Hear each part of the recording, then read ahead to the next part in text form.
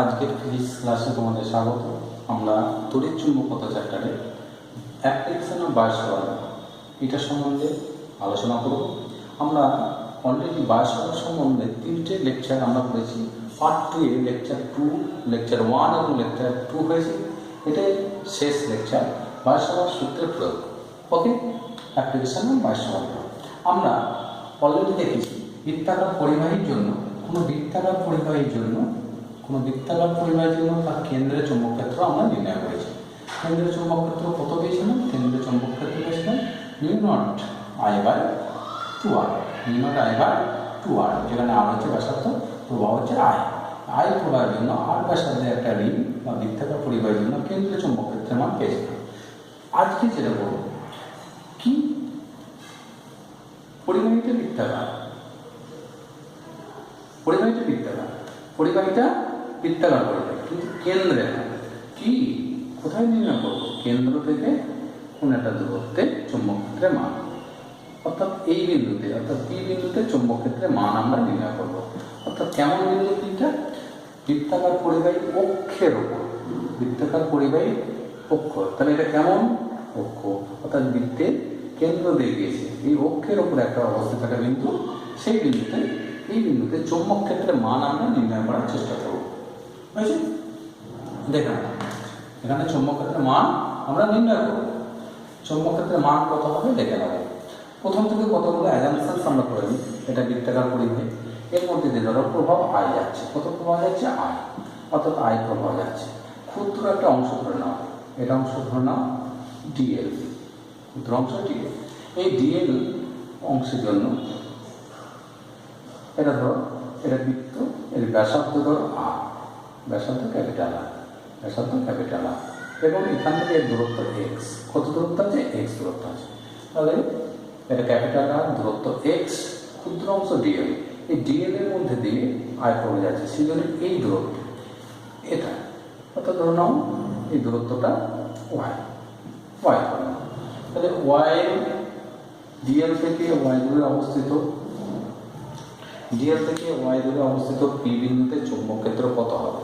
প্রথমত খেয়াল করো, ডিএল এবং ওয়াই পরস্পর লম্ব, কারণ একটা বৃত্তাকার পরিবাহী, খেয়াল রাখবে আমি এখানে এটা বৃত্তাকার পরিবাহী, ক্ষুদ্র অংশ, ধরুন এটা বৃত্তের কেন্দ্র, এবং এটা অক্ষ। খেয়াল করে দেখো তো, এই ডিএল এর জন্য এইটা কত? ডিএলকে একে যেমন করে ব্যবহার করো, এটা কি কত ডিগ্রি কোণ করে? ডিএল এর সঙ্গে এটা 90, অর্থাৎ এটা ওয়াই। তাহলে এটা ডিএল, তোমরা যদি এইভাবে দেখো এটা ডিএল, এটা কি? এটা হচ্ছে ওয়াই, এটা কি? এটা ওয়াই। ডিএল এবং ওয়াই 90, এটা হচ্ছে ওয়াই, এটা হচ্ছে ডিএল। ডিএল এবং ওয়াই কত ডিগ্রি? 90 ডিগ্রি, অর্থাৎ লম্ব। ওকে, এবং চৌম্বক ক্ষেত্রের অভিমুখ কোণ দিতে হবে, খেয়াল করে দেখো ডিএল ক্রস আর, অর্থাৎ যদি এটা ডিএল হয়, এখানে দেখো ডিএল ক্রস আর, ডিএল থেকে আর এর দিকে এটা ডিএল ক্রস এক্স ওয়াই এই দিকে, অর্থাৎ এই ক্ষেত্রে তোমার চৌম্বক ক্ষেত্রে অভিমুখ হবে ডিএল থেকে কি এক্স, ডিএল ক্রস ওয়াই কোন দিকে হবে? মনে রাখবে ডিএল ক্রস ওয়াই এর সঙ্গে লম্ব ওয়াই, কার সঙ্গে? এর সঙ্গে লম্ব, মানে এইরকম হবে চৌম্বক ক্ষেত্রটা। কেমন হবে? এইরকম হবে। এটা ধরো B1 চৌম্বক ক্ষেত্রের মান। তাহলে B1 এর মানটা আমাকে নির্ণয় করতে হবে। B1 এর মান বায়োস্যাভার সূত্র প্রয়োগ করে B1 এর মান কি হবে? খেয়াল করে দেখো, B1 সমান কি পেতে পারি? μ0I ডিএল ক্রস আর ক্রস ওয়াই, বুঝছো তো? ডিএল ক্রস ওয়াই, আমি এখানে ওয়াই নিচ্ছি, ওয়াই বাই 4 পাই, μ0I/4 পাই। এটাকে আলাদা করে দেখো, μ0I/4 pi DL cross Y by Y. Y এবং ডিএল মধ্যে অ্যাঙ্গেল কত? তাহলে μ0I/4 পাই ডিএল ক্রস আর কত হবে? খেয়াল করা, DL cross R DL Y by Y, এটা হবে সাইন, কত হবে? সাইন 90। কারণ এই কোণটা এখানে কোণটা দেখে মনে হবে যেন কোণটা 90 নয়, কিন্তু তোমাদেরকে এই ফিগারে চিন্তা করতে হবে, এই ফিগারটাতে চিন্তা করতে হবে। যেমন করি রাখো, এদের আর এর মধ্যে অ্যাঙ্গেল কি সবসময় 90, সবসময় কি 90, মানে এটা হয়ে গেল অভিমুখটা কোন দিকে, অভিমুখটা I DL cross R, DL থেকে আর এর দিকে, মানে এই তলের সঙ্গে এই যে দুটো তল আছে ডিএল এবং আর এইভাবে আছে, এর সঙ্গে লম্ব, লম্ব কী হবে এই দিকে, অর্থাৎ এই আর এর সঙ্গে লম্ব, অর্থাৎ ডিএল এবং ওয়াই যে তলে আছে তার সঙ্গে লম্ব দিকে এই দিকে হবে কি না। ঠিক একইভাবে তুমি যদি এখানে নাও, এখানে ডিএল নাও, এই ডিএলটার জন্য এখানে চুম্বক ক্ষেত্র কত হবে, এখানে চুম্বক ক্ষেত্র কত হবে, এটা ধরো এটাও ওয়াই, এটাও ওয়াই, এটাও ওয়াই, এর জন্য কোন দিকে এই দিকে, কোন দিকে এর সঙ্গে লম্ব, আর সঙ্গে এই ওয়াইয়ের সঙ্গে লম্ব এদিকে V2 ধরো। আচ্ছা V1 V2 তো সেম, এখানেও ডিএল নিয়েছে, এখানেও ডিএল নিয়েছে, এখানে ওয়াই, এখানে ওয়াই। তাহলে দেখো এটা কত পাচ্ছিল, এটা কত পাচ্ছি mu naught I by 4 pi D L, Y by একটা কেটে যাবে, এটা 2 হবে, তাহলে হয়ে যাবে ওয়াই স্কোয়ার, হয়ে গেছে ডিএল ওয়াই স্কোয়ার। এই পর্যন্ত তোমরা সবটাই বুঝতে পারবে। খেয়াল করে দেখো এইবার B1 এবং B2 সমান হবে, খেয়াল করে দেখো B1 B2 সমান হবে, কারণ B2 এর মান হবে B1 এর যেমন মান হয়েছে B2 হবে কেমন, mu naught I by 4 pi D L by Y square, এটাও ডিএল, এটাও ওয়াই স্কোয়ার, তো দুটো মান সেম। এইবার ধরো এই কোণটা ওয়াইটা অ্যাক্সিস সঙ্গে থিটা কোণ করছে, এটা যদি থিটা হয়, খেয়াল করে দেখো তো এটা লম্ব, গোটা কোণটা লম্ব, এটা থিটা হলো এটা 90 মাইনাস থিটা। আবার দেখো এর সঙ্গে এটা, এটা লম্ব, এটা থিটা হলে এটা 90 মাইনাস থিটা, এটা হলো থিটা, এটা কত হবে থিটা, থিটা হবে। খেয়াল করে দেখো এই দুটো পারস্পরিক লম্ব, তাহলে এইটা থিটা হলে এই কোণটা 90 মাইনাস থিটা, আর এই কোণটা হবে এই গোটা কোণটা এখান থেকে এই কোণটা 90, তাহলে এই কোণটা হবে থিটা, কোণটা কত হবে থিটা। নেক্সট চলে এসো, এটা যদি থিটা হয় B1 এর দুটো অংশ, দেখো B1 cos থিটা, এটা কি B1 sin থিটা, বুঝেছি? ঠিক তেমনি একইভাবে এটা যদি থিটা হয়, এটাও থিটা, এটা কত 90 মাইনাস থিটা, এটা 90 মাইনাস থিটা, আবার এই গোটাটা কত 90, তাহলে এটা হবে থিটা, এটা থিটা হলে এটা হবে B2 cos থিটা, এটা এদের কত B1 sin থিটা আছে অলরেডি, আর একটা এর B2 sin থিটা। খেয়াল করে দেখো দুটো উলম্ব অংশ, এই দুটো B1 cos থিটা এবং B2 cos থিটা কি পরস্পরকে ক্যান্সেল আউট করছে, পরস্পরকে ক্যান্সেল আউট করছে, তাহলে এদের জন্য না, তাহলে মোট চৌম্বক ক্ষেত্র কত হবে B1 sin theta, B1 sin theta, B1 sin theta. Okay, তাহলে B1 যেমন পেলাম, এটা dB1 করি, সুবিধা হবে ক্ষুদ্র অংশ, এটা dB1 করো, এটা dB1, এটা dB1, বুঝছি তো, এটা dB1, এটা dB1, এটা dB2। ওকে, নেক্সট চলে এসো আমরা এরপরে ক্যালকুলেশনটা করবো, এরপরে মেন ক্যালকুলেশনটা করবো। কি ক্যালকুলেশন? dB1 অর্থাৎ B1 বা B কত হবে, B1 বা B, এটা B1 integration over dB1, dB1 এর মান পুট করো, dB1 এর মান কত mu naught I by 4 pi, mu naught I 4 pi Y square থেকে সব ধ্রুবক, তাহলে mu naught I by 4 pi Y square কি এই অংশটা থাকবে dB1 এর sin থিটা, কারণ ইন্টিগ্রেট করবো dB1 sin থিটা ইন্টিগ্রেট করবো dB1 sin থিটা, কারণ এই অংশটা ক্যান্সেল আউট হচ্ছে, এই উলম্ব আর এই উলম্ব ক্যান্সেল আউট হচ্ছে, dB1 sin থিটা, তাহলে mu naught I by 4 pi আর sin থিটা থাকলো। ওকে, আছে বলা আছে ডিএল, কি করে আছে ডিএল, কি করে আছে ডিএল, দেখে নাও এই ডিএল পড়ে আছে, তাহলে এখান থেকে যদি ডিএল এ পুরো ডিএলটা ইন্টিগ্রেট করো, কত পাবে পুরো ডিএলটা ইন্টিগ্রেট করলে 2 পাই আর, ইন্টিগ্রেট করলে কত পাবে 2 পাই আর, তাহলে mu naught I by sin theta by 4 pi Y square, 2 pi capital R, 2 pi capital, pi pi cancel হলো 2, তাহলে এর পরের অংশটা আমরা এখানে লিখছি, পরের অংশটা এখানে লিখছি, খেয়াল করে তাহলে মিউ নট আই ঠিক আছে, mu naught I by 2 pi pi cancel হয়েছে, পাই পাই ক্যান্সেল হচ্ছে 2 mu naught I by 2 Y square R sine theta বুঝলি তো, আর আর আছে সাইন থিটা আর আর আচ্ছা, তো আর আছে সাইন থিটার ভ্যালু কত, এখানে যদি সাইন থিটা লম্ব কত আর বাই অতি, তাহলে আর বাই ওয়াই সাইন থিটার ভ্যালু, আর নিচে একটা ওয়াই আছে, তাহলে ওয়াই স্কোয়ার, তাহলে হয়ে যাবে mu naught I by 2 mu naught I R square by Y cube. এবার ওয়াইটা প্রশ্ন দেখি ওয়াইটা কত, তাহলে ওয়াইটা কত root over R square plus X square, root over R square plus X square, তাহলে এখান থেকে আমরা পাবো mu naught I by 2 Y cube R square by Y cube মানে কি রুট কি R square plus Y square to the power 3 মানে ব্যাস, এটা হয়ে গেল মিউ নট আই বাই এটা। দেখে নিতে হবে mu naught I by R square, mu naught I R square by 2 R square Y square to the power 3। ভালো করে খেয়াল করবো, এটা থেকে আমরা আগের ফর্মুলাটা ফিরে পাচ্ছি আমি দেখি।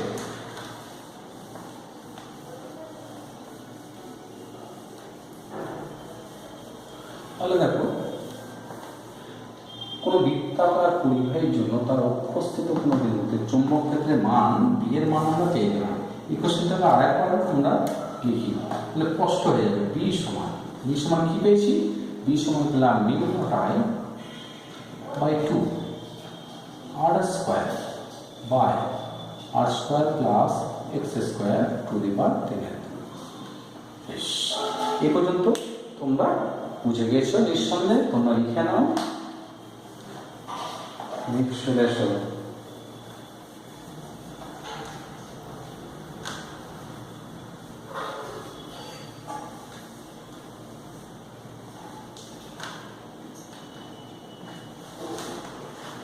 দেখো এবার কতগুলো প্রশ্ন আমরা করব। কি প্রশ্ন দেখে নাও।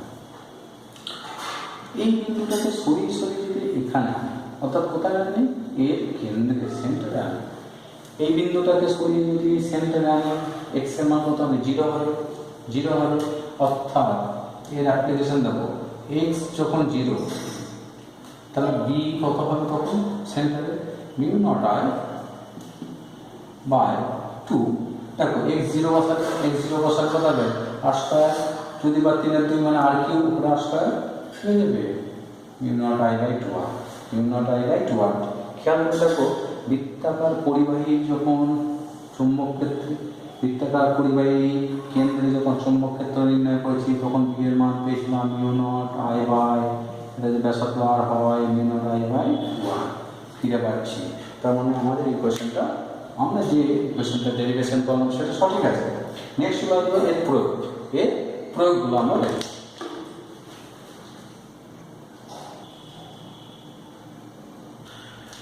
একটা জিনিস খেয়াল করো, তাহলে কোথায় ম্যাক্সিমাম হচ্ছে, বি এর মান কোথায় ম্যাক্সিমাম, যখন এক্স এর মান কম, আর তো ফিক্সড এক্স এর মান কম হবে, এক্স এর মান কম কখন হবে, যখন এক্স এর মান 0, অর্থাৎ সেন্টারে ম্যাক্সিমাম। যত সেন্টার থেকে দূরে যাচ্ছে অক্ষ বরাবর এক্স এর মান বাড়ছে, বি এর মান ক্রমশ কমছে, এবং কেমন ভাবে কমছে, এবং প্যারাবোলিক ইকুয়েশনটা কেমন হবে দেখো, এই গ্রাফটা কেমন হবে, গ্রাফটা এইদিকে ধরো বি আর এদিকে এক্স, এদিকে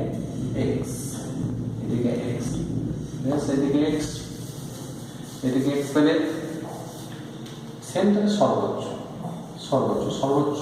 তারপর কি হচ্ছে ক্রমশ মান কমতে কোথায় গিয়ে 0 হবে, ইনফিনিটিতে গিয়ে 0 হবে, কোথায় গিয়ে 0 হবে, ইনফিনিটিতে গিয়ে 0 হবে। আচ্ছা, এর অভিমুখে অক্ষ বরাবর বহির্মুখ, খেয়াল করতো পি বিন্দুটা এখানে না নিয়ে আমি পি বিন্দুটাকে এখানে বললাম, সেক্ষেত্রেও চৌম্বক ক্ষেত্রে অভিমুখ কিন্তু একই থাকতো, অভিমুখ কিন্তু এই দিকে, কিন্তু এইখান থেকে যত দূরে যাবো সেক্ষেত্রেও কি চৌম্বক ক্ষেত্রের মান ক্রমশ কমছে। তার মানে এক্ষেত্রে এটাও কি? তাহলে দেখো এইরকম, এইটা হচ্ছে সেন্টার, এখানে সেন্টার, সেন্টার অর্থাৎ এখানেই হচ্ছে x = r, এখানে x = 0, এখানে সর্বোচ্চ হচ্ছে কত মান? এই মানটা হচ্ছে μ0I/2r, এখানে সর্বোচ্চ কত হচ্ছে μ0I/2r, ইনফিনিটি থেকে 0, এটাও ইনফিনিটি থেকে 0। এটা হচ্ছে গ্রাফ, এটা হচ্ছে গ্রাফ কার? একটা বৃত্তাকার পরিবাহীর জন্য কোনো বিন্দুতে চৌম্বক ক্ষেত্রের মান অক্ষ বরাবর কোনো বিন্দুতে চৌম্বক ক্ষেত্রের গ্রাফটা কেমন এরকম বুঝলে? গ্রাফটা এরকম। ক্লিয়ার? নেক্সট বছর এর পুরো আমরা আলোচনা করব। এটা অনেকটা ল্যাপটপের মতন দেখতে, একটা পরিবাহী। কেমন পরিবাহী? এইদিকে পরিবাহীটা গিয়েছে অর্ধবৃত্তাকার হয়েছে, আবার এইদিকে অসীম পর্যন্ত চলে গিয়েছে, অসীম পর্যন্ত চলে গিয়েছে।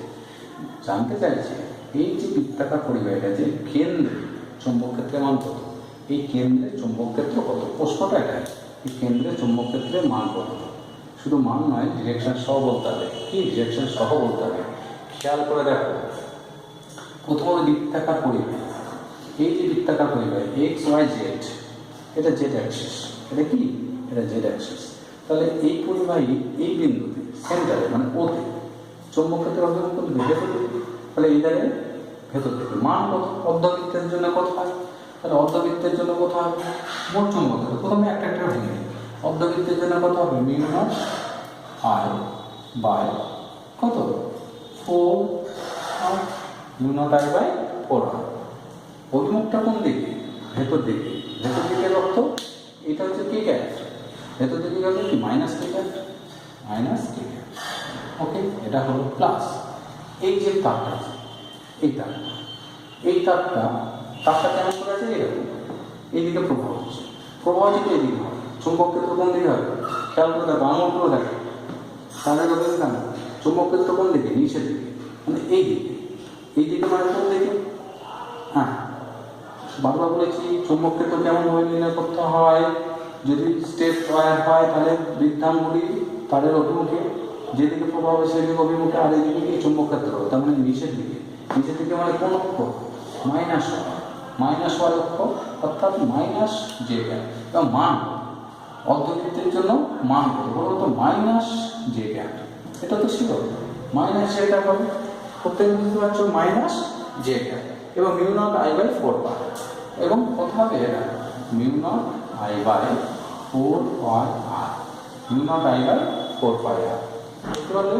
এর জন্য। এবার ধরো এর জন্য এটা বেরিয়ে আসছে, বেরিয়ে আসলে কোন দিকে হবে?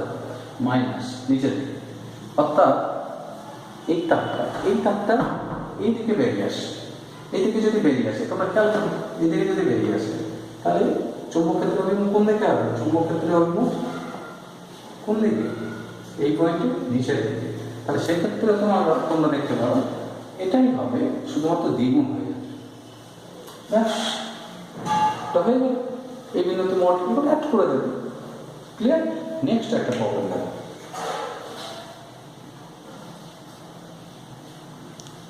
খেয়াল করে দেখো, এটা একটা পরিবাহী, এটা কি একটা পরিবাহী।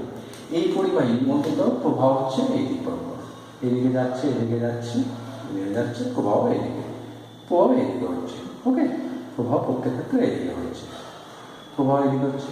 এই পরিবাহী দুটো দেখো বৃত্তের অংশ আছে, প্রথমটা ব্যাসার্ধ ধরো R1, প্রথমটা ব্যাসার্ধ R1, এবং দ্বিতীয় যেটা চাপ আছে বৃত্তচাপগুলো তার ব্যাসার্ধ ধরো R2, তার ব্যাসার্ধ R2। বলতে যে এই কেন্দ্রে অর্থাৎ সেন্টারে বি কত হবে?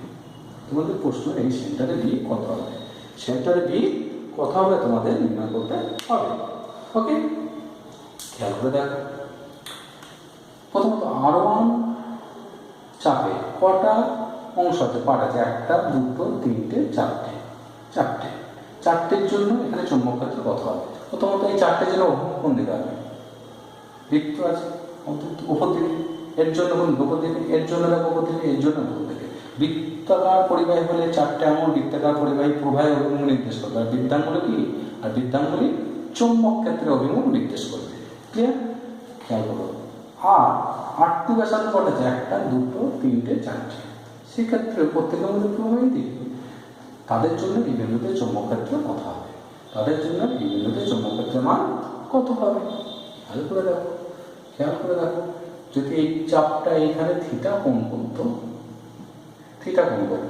তাহলে আমরা কি পেয়েছিলাম? এটা ধরো এই জন্য B1, মানে মোট বিনেট কত হবে? বিনেট প্রথমে ছোট, অর্থাৎ এই বৃত্তচাপগুলোর জন্য নির্ণয় করবো। একটার জন্য কত হবে? μ0I/4πr1, μ0I/4πr1 অর্ধবৃত্তের জন্য তাহলে ইন্টু থিটা কত? খেয়াল করবে এই কোণটা কত? মোট হচ্ছে 360, তার মধ্যে চারটে পার্টের জন্য 180, একটার জন্য কত? 45, বুঝলি তো? 45, তাহলে 45 মানে কত? 45 ডিগ্রি বাই 180, তোমরা রেডিয়ানে করে নেবে 180 ডিগ্রি। এটা হলো একটার জন্য। এইরকম পার্ট কত আছে? 1, 2, 3, 4, তাহলে 4 দিয়ে গুণ করলে 4 টাইমস, তাহলে চারটের জন্য পেলে। এবারে আসলে বড় যে বৃত্তচাপগুলো আছে এদের জন্য একইভাবেই হবে প্লাস এই একটার জন্য কত হবে? μ0 প্রভাব তো একই বাই 4πr1 কত? এই চারটে কেন্দ্রের মোট কত পরিবর্তন হচ্ছে? 180, তাহলে একটা কত করেছে? 45, মোট হচ্ছে 360, তার মধ্যে এই চারটে হচ্ছে 180, একটা কত করেছে? 45 করলে কত হবে? 45 বাই 180 ডিগ্রিতে 45 ডিগ্রি, এখানে 45 বসলে হবে না, রেডিয়ানে নিয়ে যেতে হবে 180 ডিগ্রি বাইরে রেডিয়ান, 45 বাই 180। এটা কত আছে? এরকম চারটে আছে, তাহলে ইন্টু 4। এবার প্রশ্ন রাখতে পারে এই যে ওয়্যারগুলো আছে, এই ওয়্যারগুলো কি এই যে ওয়্যারটা আছে এর জন্য চৌম্বক ক্ষেত্র আছে? না। এই ওয়্যারটার জন্য আছে? না, কারণ এইগুলো বর্ধিত করলে কেন্দ্রের সঙ্গে মিলিত হচ্ছে, প্রত্যেকটা কি কেন্দ্রের সঙ্গে মিলিত হচ্ছে। তাহলে এই ওয়্যারটা এটার জন্য চৌম্বক ক্ষেত্র এখানে কত? 0, অর্থাৎ এই প্রত্যেকটা ওয়্যার সেন্টার দিয়ে পাস করছে। আমরা জানি কোনো তারের মধ্যে দিয়ে তড়িৎ প্রবাহ হলে তার বর্ধিত অংশে যে কোনো বিন্দু বর্ধিতাংশের ওপর অবস্থিত, যেহেতু বর্ধিতাংশের ওপর অবস্থিত তার জন্য এই প্রত্যেকটা পয়েন্টের জন্য এই বিন্দুতে চৌম্বক ক্ষেত্র 0। আগে ক্যালকুলেশন করে নেব। নেক্সট একটা প্রবলেম, আমরা খুব সুন্দর প্রবলেম দেখি, প্রত্যেককে এটা খেয়াল করবো। পরিবাহী বলতে এইটুকু, এই পরিবাহীর মধ্যে যে প্রবাহ হচ্ছে I, এই পরিবাহীর মধ্যে প্রবাহ I, ঠিক আছে? পরিবাহীটা অনুভূমিকের সঙ্গে 37 ডিগ্রি কোণ করেছে। তোমাকে জানতে চাইছে অনুভূমিকের সঙ্গে 50 ডিগ্রি কোণে অবস্থিত কোনো একটা বিন্দু কত দূরে অবস্থিত? এ দূরত্বে, এইখান থেকে এ দূরত্বে অবস্থিত এই বিন্দুতে চৌম্বক ক্ষেত্রের মান কত? খেয়াল করে, এটা পরিবাহী নয়, এটা ধরো অনুভূমিকের সঙ্গে 53 ডিগ্রি কোণে অবস্থিত বি বিন্দু, এইখানে এই বিন্দুতে চৌম্বক ক্ষেত্রের মান কত? অবশ্যই এই দূরত্বটা এ। তোমাকে এই বিন্দুতে পরিবাহী বলতে এখান থেকে এটা পরিবাহী, চৌম্বক ক্ষেত্রের মান নির্ণয় তোমাকে করতে হবে। ক্লিয়ার? অবশ্যই এটা এরপরে অসীম, এইদিকে অসীম। তাহলে খেয়াল করো, আমাকে এই বি বিন্দুতে চৌম্বক ক্ষেত্র নির্ণয় করতে হবে। এই অংশটাকে বর্ধিত করলে, বি বিন্দু থেকে বর্ধিতাংশের উপর লম্ব টানবে, এই লম্ব, এটাই তো অ্যাকচুয়ালি পরিবাহী থেকে এই বিন্দু দূরত্ব, যাকে আমরা আগে আর ধরেছিলাম, এটা আর, কিন্তু আরটা ধরে নিলাম, অ্যাকচুয়ালি এই মানটা দিয়েছে এ। তাহলে দেখো এটা যদি 37 হয়, এটা কত? 53, এটা 53, তাহলে এটা কত? 90, তাহলে এটা কত হবে? এটা হবে 90, বুঝলে? এটা কত হবে? 90, তাহলে দেখো এটা 53। নেক্সট দেখো এই কোণটা হবে 37, এই কোণটা হবে 37, এটা 53 না, ধরো না এটা 53 দিলে তোমাদের অসুবিধা, এটা 53, এই কোণটা 53, তাহলে এটা 37, এটা 53, এটা যদি 53 হয় এটা কত হবে? এই কোণটা কত হবে? এই কোণটা দেখো, এটা 90, এটা 53, এটা কত? 37, এটা কত? 37, তাহলে এই কোণটা 37 ডিগ্রি। ওকে, এটা 53, এটা 90, এটা কত? পরপর লিখো, এটা 90, এটা 53, এটা এ, তাহলে আমরা আর সমান কি লিখতে পারি? দেখো 37, আর সমান r by A, R by A মানে কি ভূমি বাই অতি, আর বাই এ ভূমি বাই মানে cos 37, cos 37, দ্যাট মিনস আর সমান কি a cos 37। মনে রাখবে cos 37 মানে হয় 3/5, ম্যাজিক ট্রায়াঙ্গেল বলা হয়। দেখে রাখো এটা যদি 37 হয়, এটা 5, এটা cos, এটা 4, এটা 3, সমকোণী ত্রিভুজ 4 3 5, এই কোণটা হবে 37। cos 37 কত হয় 4/5, cos 37 মানে কত 4/5, তাহলে cos 37 কত হবে 4/5, বুঝলি তো? তাহলে 4/5 4/5 আর সমান 4/5 ইন্টু a, ওকে? আর সমান কত হবে 4/5 ইন্টু a, 4/5 ইন্টু a। দূরত্ব পেয়ে গেলে এবার থিটা 1, তাহলে আর পেয়ে গেছো এই দূরত্বটা, থিটা 1 কত হবে? আমরা উপরটা থিটা রয়েছিলাম, খেয়াল করো এর রেসপেক্টে ওই অসীম, থিটা 1 মান কত 90, তাহলে থিটা 1 হয়ে যাবে 90, থিটা 1 90, থিটা 2 কত হবে? থিটা 2 মানে এই প্রান্ত কত কোণ করেছে সঙ্গে, কত কোণ করেছে 37, থিটা 1 কত হবে 37, অবশ্যই 37, কিন্তু খেয়াল করো থিটা 1 যেদিকে থিটা 2 সেই একই দিকে হলে একটা মাইনাস, অর্থাৎ থিটা আমরা 2টা মাইনাস হবে, থিটা 2টা কি হবে -37। ব্যাস এই তিনটে জিনিস যদি আমরা, অর্থাৎ তিনটে রাশি যদি আমরা পেয়ে গেছি, তাহলে b সমান কি mu naught i by 2 pi R sine theta 1, এই 4 pi R sorry mu naught i by 4 pi R sine theta 1 plus sine theta 2। মনে হচ্ছে দেখে নাও এটা sine theta 1 plus sine theta 2, sine theta 1 plus sine theta 2 মান put করে দেবে, আর এর মান পুট করে দেবে, mu naught i by 4 pi আর এর মান কত 4/5 a, 4/5 a সাইন 90, এটা কত সাইন 90, বুঝছে মাইনাস, দেখো এটা -37 সাইন 37 মান পুট করবে তোমরা, আমি এই মানটা বলেছি সাইন 37 এখানে বার করে নেবে, সাইন 37 কি হবে সাইন 37 3/5, এটা হবে 3/5, এটা 1, তাহলে হবে 1 মাইনাস 3/5। ক্যালকুলেশন করে এটা, ওকে? এটা ক্যালকুলেশন করে নিলে তোমাদের পেয়ে যাবে। নেক্সট একটা প্রবলেম আমরা, খুব সুন্দর প্রবলেম আমরা আলোচনা করব। দেখো নেক্সট একটা প্রবলেম, অসীম দৈর্ঘ্যের একটা পরিবাহী এলো, এসে এই পয়েন্ট এসে, এটা ও পয়েন্ট এসে বাঁকিয়ে দিলাম, পরিবাহীটা অসীম যাচ্ছিল বাঁকিয়ে দিলাম, বাঁকিয়ে দিয়ে এই দিকে পাস করলাম, তাহলে আয়তভাব অসীম থেকে এলো ও পয়েন্ট এসে বাঁকিয়ে দিলাম, কত কোণে আলফা কোণে বাঁকিয়ে দিয়ে এদিকে অসীম হয়ে গেছে। আমাদের জানতে চাইছে ও বিন্দুর সমদ্বিখণ্ড, কি সমদ্বিখণ্ড, এটা সমদ্বিখণ্ড যার দৈর্ঘ্য হচ্ছে ডি সমদ্বিখণ্ড, তাহলে ও বিন্দুর সমদ্বিখণ্ড এই বিন্দুতে চৌম্বক ক্ষেত্রের মান কত, এই বিন্দুতে চৌম্বক ক্ষেত্র কত হবে, খেয়াল করে রাখো এই বিন্দুতে চৌম্বক ক্ষেত্র কত হবে। এটা তাহলে সমদ্বিখণ্ড হলে এটা কত আলফা বাই 2, এটা কত এই কোণটা হচ্ছে আলফা বাই 2, এই দূরত্বটা কত, এই দূরত্বটা তোমাকে নির্ণয় করতে হবে, এই দূরত্বটা, এটা আমরা হাত ধরেছি কোনো তার থেকে যে বিন্দুতে চৌম্বক ক্ষেত্র নির্ণয় করতে হবে সেই বিন্দু কি লম্ব টানবো, সেই বিন্দু থেকে এটা আর এর মানটা নির্ণয় করতে হবে, আর আরো এটা তো আরো এটা থিটা 1 কত হবে, থিটা 1 এটা আলফা, এটা 90, এটা 90 মাইনাস আলফা, ভালো করে দেখো এটা হবে 90 মাইনাস আলফা, আর থিটা 2 কত হবে, থিটা 2 এখানে লিখছি না, থিটা 2 কত হবে 90, থিটা 2 কত হবে এখানে, থিটা 2 হবে 90। একইভাবে এর ক্ষেত্রে তাই এই তারটার ক্ষেত্র কি, এই কোণটা যদি আলফা বাই 2 হয়, এটা হবে 90 মাইনাস আলফা বাই 2, এটা হবে কত 90 মাইনাস আলফা বাই 2, বুঝছো তো?